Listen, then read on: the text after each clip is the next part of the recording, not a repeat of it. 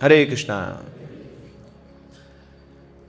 तो भगवान वराहदेव का प्राकट्य हुआ है और पृथ्वी जलमग्न हो चुकी है। मनु ने पूछा पिताजी ब्रह्मा से कि मेरे लिए भी तो कोई स्थान हो, मैं कहाँ बैठूंगा, कहाँ राज्य करूँगा। फिर वहाँ देखा तो पृथ्वी नीचे जलमग्न हो चुकी है। तो उसी समय जब चिंतन चल रहा है तो उसी समय ब्रह्मा जी के नॉस्ट्रिल से भगवान वराहदेव उत्पन्न होते हैं। और किस फॉर्म में है? बोर के फॉर्म में है, एक सूअर की फॉर्म में है। तो बड़ा ही कंट्रास्टिंग है, भगवान भी हैं और सूअर की फॉर्म में है, एक बोर की फॉर्म में है। भगवान तो सिंहासन पे बैठते हैं, द्वारकाधीश हैं, सब उनके चरणों का आश्रय लेते हैं, वो महलों में रहते हैं, सुंदर रेशमी वस्त्र पहनते हैं, सब उनकी जय जयकार करते हैं। मगर ये कैसे भगवान हैं? सूकर रूप में आ रहे हैं, बोर फॉर्म में आ रहे हैं। केशव धृता सूकर रूपा। तो भगवान किसी जानवर की फॉर्म में नहीं आ रहे हैं, अलग अलग रूपों में आते हैं। भगवान मत्स्य रूप में आते हैं, वराह रूप में आते हैं, कूर्म रूप में आते हैं। कुंती महारानी बताती हैं तो अत्यंत विडंबनम, बड़ी विडंबना की बात है। दिस इज हाईली बीविल्डरिंग कि भगवान ऐसे ऐसे रूप क्यों लेते हैं। कुंती महारानी बोलती हैं कि आप अजन्मा हैं, फिर भी उसके बाद आप क्या करते हैं? जन्म लेते हैं, सेलिब्रेट करते हैं ना श्री कृष्ण जन्माष्टमी। तो भगवान जन्म लेते हैं। आपके लिए कोई कार्य नहीं है, न तस्य कार्यम कर्णम च विद्यते।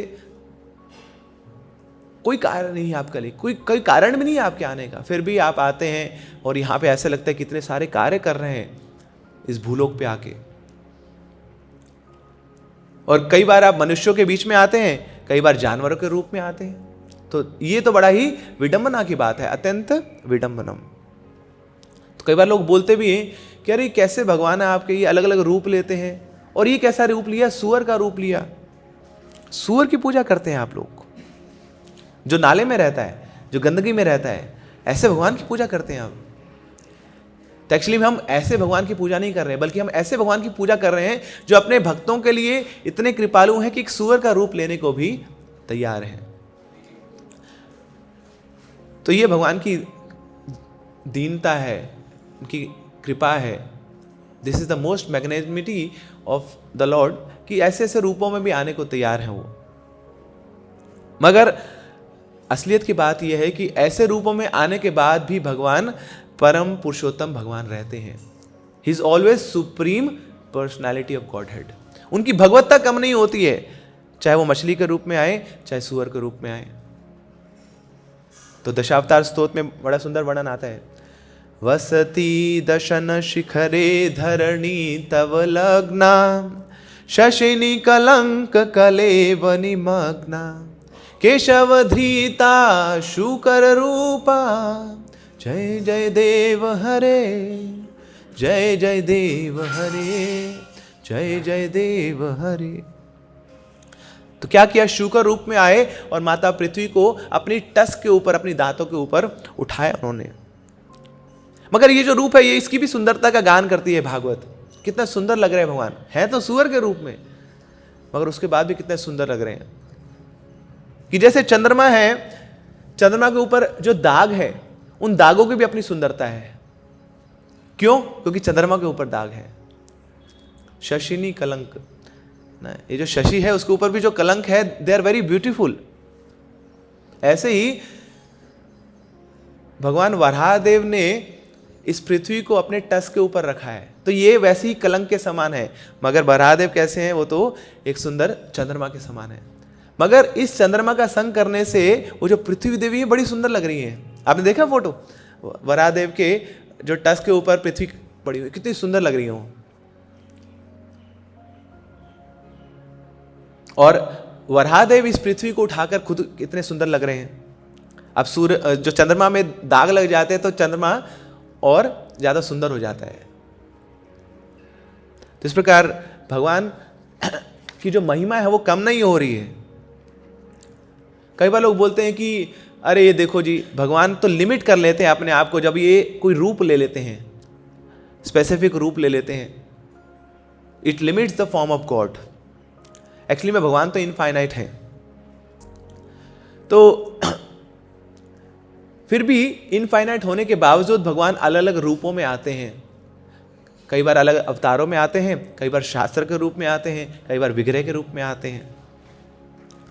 तो एक्चुअली में ये बोलना कि जब भगवान ऐसे रूप लेते हैं तो वो भगवान को लिमिट कर देता ही गलत है। जैसे एक बिल्डिंग है, बिल्डिंग में बॉम्ब डाल दें, उसको उड़ा दे बिल्डिंग को, तो उसके बाद क्या हो जाएगी?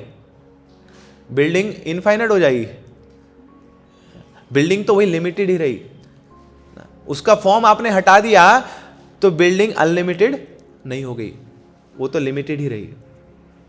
तो ऐसे ही भगवान का चाहे फॉर्म हो या फॉर्म ना हो, भगवान तो अनंत है। It does not cause limitation to the God. मगर क्या what causes limitation? That is matter. जब ये भौतिक जगत में कोई व्यक्ति आता है तो वहां पे वो लिमिट हो जाता है। मगर भगवान अनंत है, चाहे वो इस भौतिक संसार में रहे, चाहे आध्यात्मिक संसार में रहे, चाहे वो कोई फॉर्म ले या कोई फॉर्म ना ले, वो हमेशा ही अनलिमिटेड रहते हैं, अनंत रहते हैं। So God is not portion of this existence, but God is the source of this existence. भगवान जब इस भौतिक संसार में आते हैं तो इसका पार्ट नहीं बनते हैं।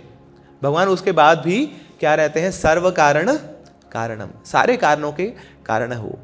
तो अलग अलग ट्रेडिशंस में भगवान को अलग अलग रूपों में देखा जाता है, मगर जो एक रियलिटी है वो तो वही रहती है कि भगवान भगवान ही रहते हैं। सूर्य कहीं पे भी हो, सूर्य सूर्य रहता है।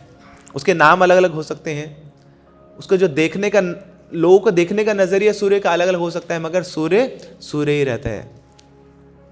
ऐसी चंद्रमा को देखते हैं तो कई बार फुल मून होता है, फिर उसके बाद धीरे धीरे वो वेनिंग मून हो जाता है, वेनिंग क्रेसेंट आता है उसका, फिर हाफ मून हो जाता है, फिर और कम हो जाता है, फिर न्यू मून हो जाता है, बिल्कुल खत्म हो जाता है, फिर धीरे धीरे और बढ़ने लग जाता है, फिर वैक्सिंग क्रेसेंट आता है। तो मून के भी अलग अलग रूप देखने को मिलते हैं, मगर चंद्रमा तो वही है। ना तो वो आधा हो रहा है, ना 1/4 हो रहा है, ना 3/4 हो रहा है। चंद्रमा तो वैसे ही रहता है, मगर उसको देखने का नजरिया अलग अलग है। ऐसे भगवान एक है। जब वेस्ट में लोग देखते हैं, प्लेटो उसको देखता है तो अलग रूप से देखता है। जब यहाँ ईस्ट में पतंजलि देखते हैं तो उसको अलग रूप से देखते हैं। बट भगवान तो भगवान ही रहते हैं। हरे कृष्णा कृष्ण कृष्णा हरे हरे, हरे रामा राम राम, हरे हरे।